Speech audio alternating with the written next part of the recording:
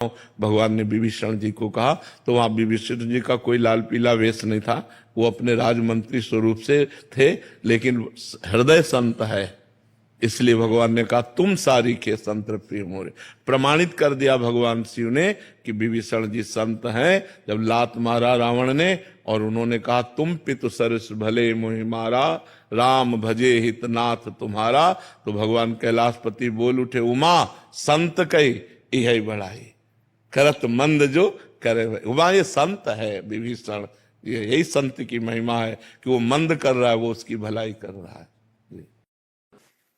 Doctor Sanjay Mishra ji, doctor Chandresh Gupta ji, Radhe Radhe महाराज जी। महाराज जी, आप कह रहे हैं कि किसी को दिखाया था इन्होंने, तो उन्होंने बोला मेरे शारीरिक कष्टों को देखते हुए सुझाव दिया कि ये डॉक्टर हैं कि आप मरीजों को जो निःशुल्क देखते हैं उनका प्रारब्ध भोग आपको ही कुछ अंश में भोगना पड़ रहा है, अतः आप चाहे कदापि नहीं, कदापि व्यर्थ की बातें। निज कृत कर्म भोग सुन भ्राता, तुम्हारे पाप कर्म तुमको दंड दे रहे हैं, दूसरे के पाप कर्म थोड़ी दंड दे रहे हैं।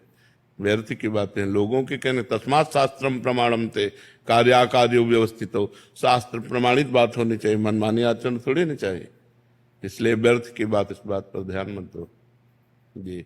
खुशबू कटारिया जी, महाराज जी मन बहुत परेशान क्यों रहता है? देखो, तब लग कुशल न जीव कहूं सपने हु मन विश्राम, जब लग भजत न राम कहूं शोक धाम तज काम।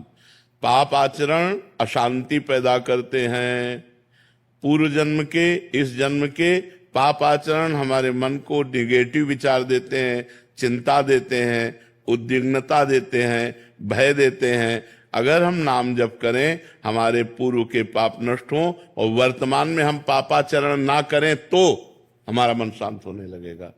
नाम जप करते हुए भी यदि वर्तमान में पापाचरण करोगे तो मन शांत नहीं होगा।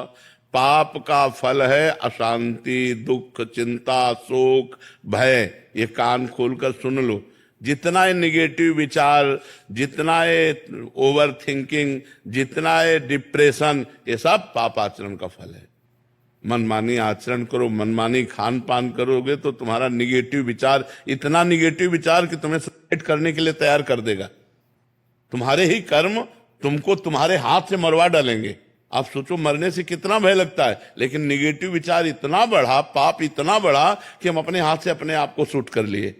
फिर क्या है? दुर्गति ही दुर्गति तो है। इसलिए हम कह रहे हैं, मन को यदि शांति चाहते हो, विश्राम चाहते हो, जो चाहत है नित्य सुख अरु मन को विश्राम, हित ध्रुव हित सो भजत रहो पल पल श्यामा श्याम श्यामा श्याम श्यामा श्याम। अभी आनंद आ जाएगा।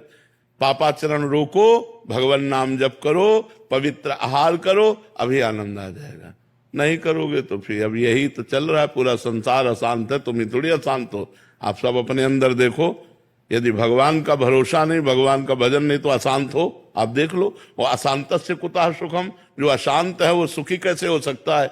इसलिए नाम जप करो, भोजन पवित्र रखो, आचरण पवित्र रखो। ये मुर्गा मुर्गी, बकरा बकरी, अंडा, इन खाने से कोई बलवान नहीं बनता, इनसे कोई सुखी नहीं होता है। सब पापाचरण है, कुछ नहीं है। जीभ के नीचे गया सब मल हो गया।